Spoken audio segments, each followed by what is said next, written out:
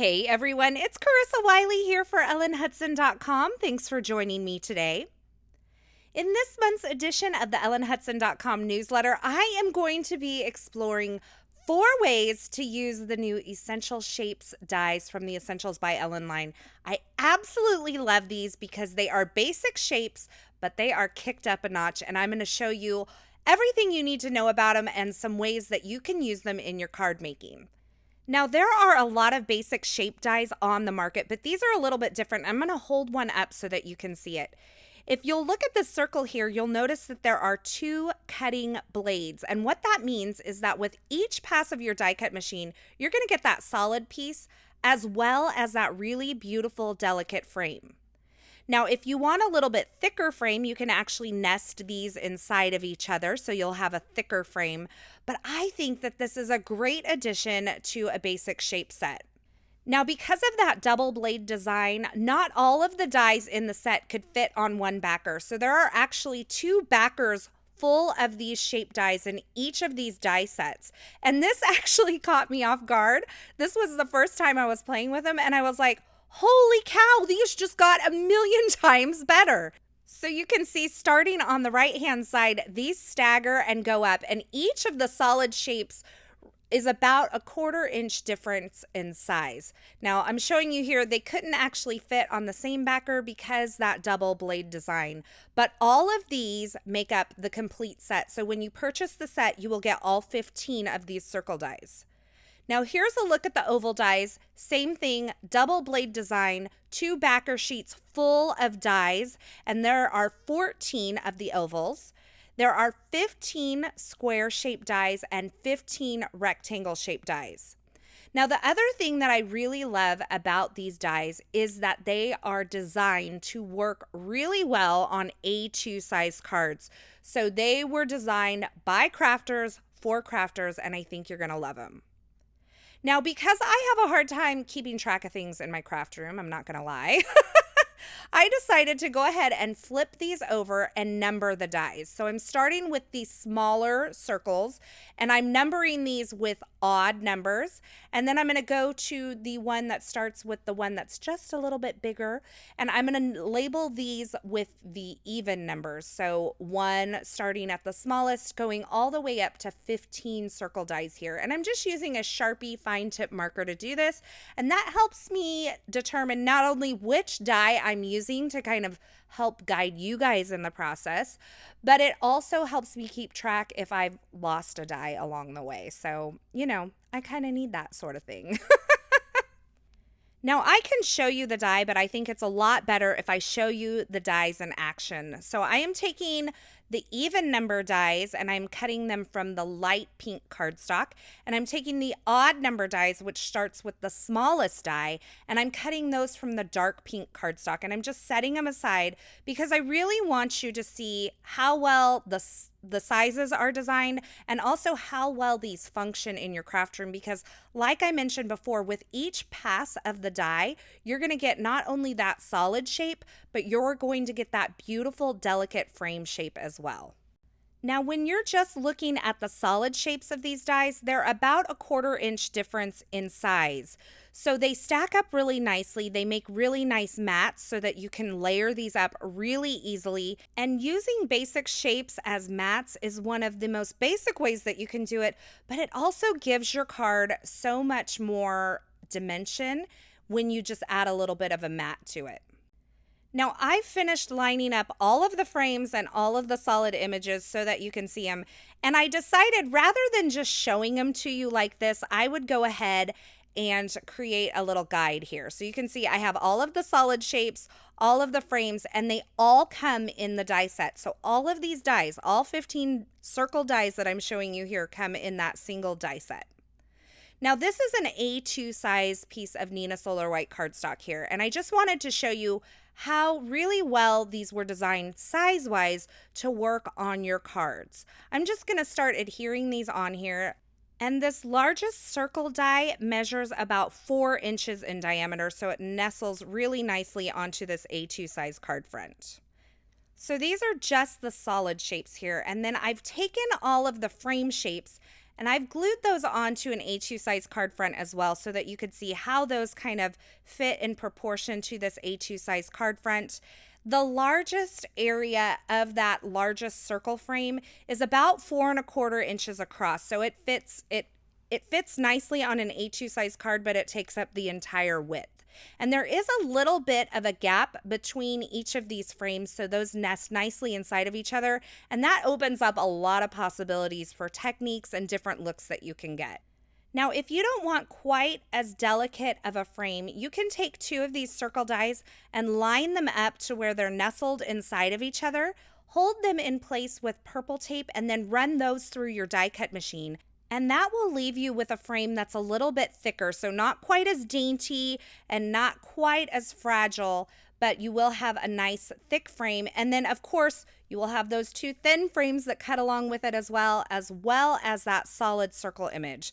So there are so many possibilities, and I'm just showing you this with the circles now, but keep in mind that all of these same things hold true for the squares, the rectangles, and the ovals. So these frames are about an 1/8 inch wide, if I had to guess. I didn't really measure them, but they are really beautiful and really delicate. And now that I've shown you these essential shape dies, I want to give you a few ways that you can use them on your card projects. Now, I've started out by pre-stamping, coloring, and cutting out some images so that this process would go a little bit faster. And I'm going to use one of the essential squares to die cut this gold cardstock. And before I die cut it, I'm actually adding the scrapbook adhesive foam behind it so that I will have a dimensional frame when I die cut this. Now, because I've added the layer of foam behind my cardstock, I want to make sure I get a nice clean die cut impression here. So I'm going to add my metal shim to my cutting sandwich, and I'm going to run this through my Gemini Junior. Now you're going to see that this actually cut all the way through the cardstock and the foam, but it did not cut through the backer, and that's okay because that means I can just peel this off and use it like a sticker. Now, I've used the Mondo succulent pot here, and I've stamped it and colored it with Copic markers, and I fussy cut this out. And in order to clean up the edge of this fussy cut image, I'm just taking a brush tip black marker, and I'm running it along the outside edge of this cutout image. And that's going to just help clean up and hide any imperfections in my cutting. And then I can take this and just adhere it onto my Modern Graphics paper here. I have that cut to about 4 inches by 5¼ and I'm adhering that beautiful succulent pot down with a little bit of foam adhesive. Now, once I have that in place, I want to take and use this frame as kind of a spotlight. So I'm just taking a portion of this image and I'm going to frame it up using that square frame. So this is my first technique, is using the frame to spotlight part of your image. Now you'll notice that when I pulled this off of the backer, this was all kinds of wonky. It wanted to stretch out on me and bend into a different shape. And I was like, oh my goodness, how am I going to do this? So what I've done is I've just taken the solid square image that die cut along with this frame, and I laid it over the area where I want this frame to end up. And then I'm going to place the frame around that solid image. And this is going to help me get my frame into its originally intended shape, because it can be a little fussy since I have that foam adhesive on the back and it's really sticky. It just kind of wants to stretch out, stick to my fingers. Once I get the frame kind of nestled up against that solid shape, then I can remove that solid shape. That solid shape, by the way, still has the backer sheet on the adhesive, so it is not sticky on the back. And that leaves my frame in the correct position, and I can move on with my card. Now, it's going to look a tiny bit out of whack in areas because it is going from a flat surface, which is that Modern Graphics paper pad, paper, to that raised image, which is the succulents there. So there will be a couple little areas where it kind of looks bumpy, but it's because there's some dimension behind it. Now for the sentiment on this card, I have taken the Succulent Sentiment stamp set and I've gold heat embossed this onto some Essentials by Ellen Vellum. And then I took that over to my trimmer. I trimmed it down into a banner shape and used my scissors to kind of trim up those ends. And I'm attaching it over my image here with just a teeny tiny bit of foam adhesive that's hidden behind the area where I've embossed. And that is my first technique using the Essential Shapes today, which is creating a spotlight frame on a stamped image. Now for the next card, I wanted to use these adorable balloons from the Clever Sausage stamp set. These are, by the way, my new favorite balloon stamps. I'm kind of obsessed with balloons right now. And you'll see that along with these balloons from the Clever Sausage stamp set, I've also cut and colored some images from the Life is a Circus stamp set, and we will use those in another card. So I am now taking a piece of Neenah Solar White heavyweight cardstock. It's cut to 4 1/4 by 11 inches, and I'm scoring that at 5 1/2 to create a top folding A2 size note card.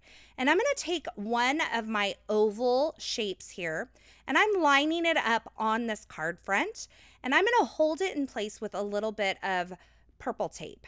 Now for this card, I am actually creating a window card, which is the second way to use these basic shapes. But we're not only going to create the window, but we're going to frame that up with a beautiful, delicate frame as well. So once I have that position on my card front, I'm going to open up the card base, and then I'm going to run it through my die cut machine so that I'm only cutting the front of this card base. I don't want to cut all the way through, although that is another way that you could do this, is make a window card with a window that goes all the way through. But for today's card, I am just cutting that single window.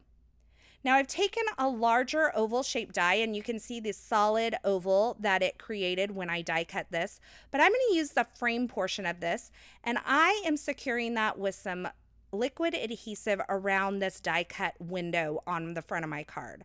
I'm just going to slide that into place, and then I'll take these balloons that I have stamped and colored and die cut, and I'm going to adhere them onto my card using a little bit of foam adhesive.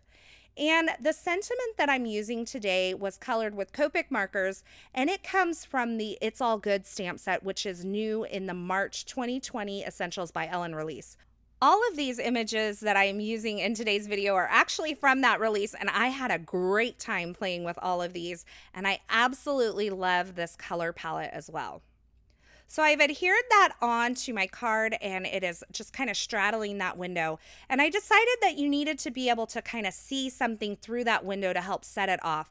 So I've taken another piece of pattern paper from the Modern Graphics pattern paper set from the Essentials by Ellen line, and I've adhered that inside of my card, and that completes my second card.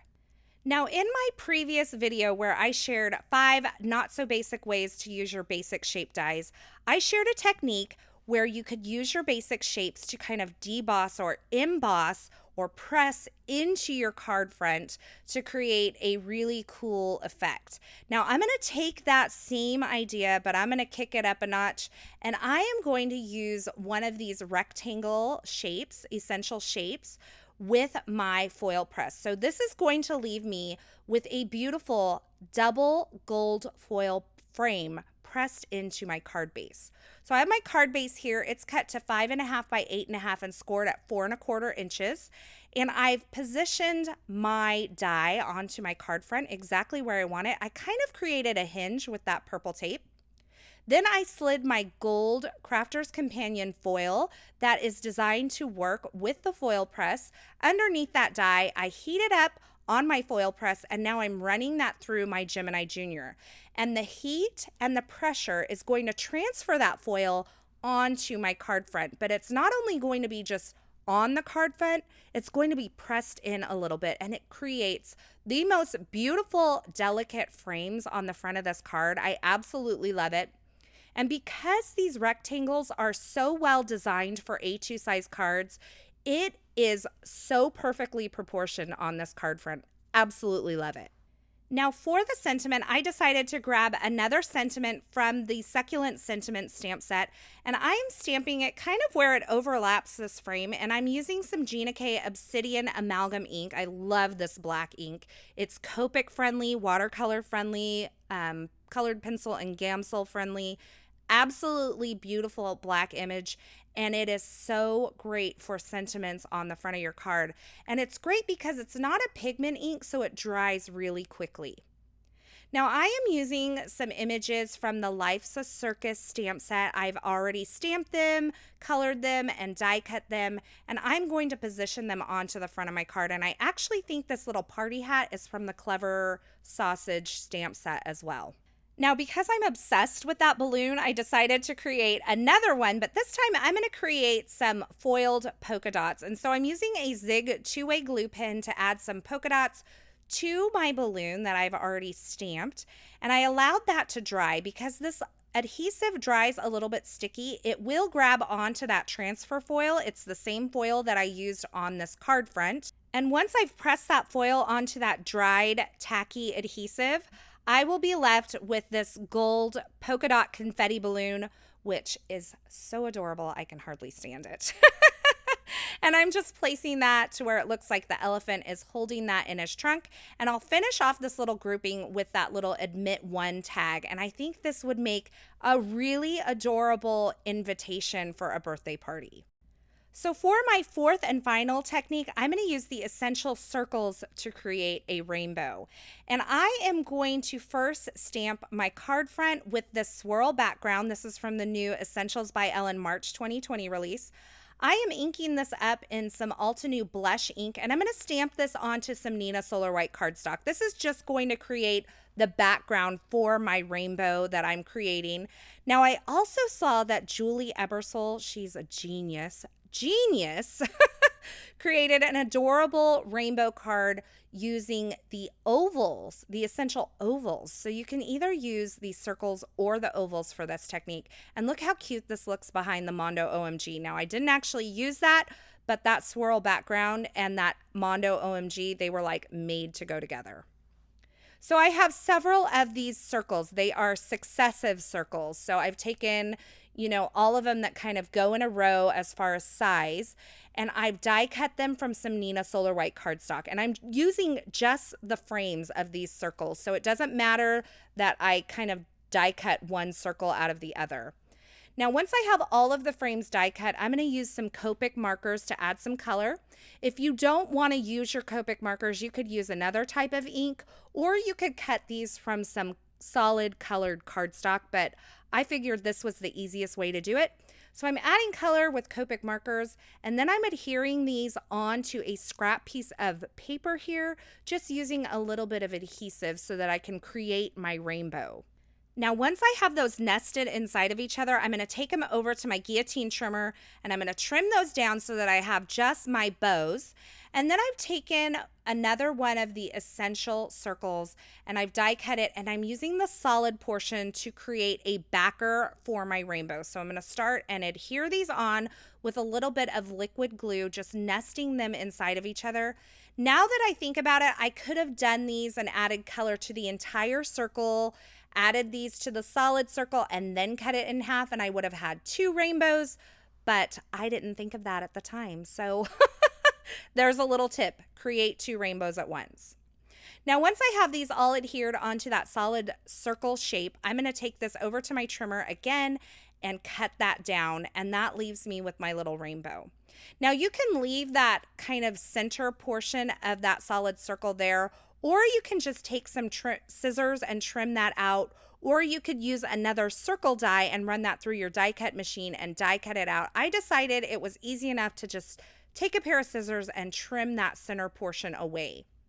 Now, another option would be to create this on a piece of vellum, and then that vellum wouldn't be quite as stark in the center of that rainbow. Now, I've added a couple of die cut vellum clouds here and a sentiment that's from the It's All Good stamp set. I embossed that onto some vellum there. And I'm adhering my rainbow onto this card front using a little bit of foam adhesive.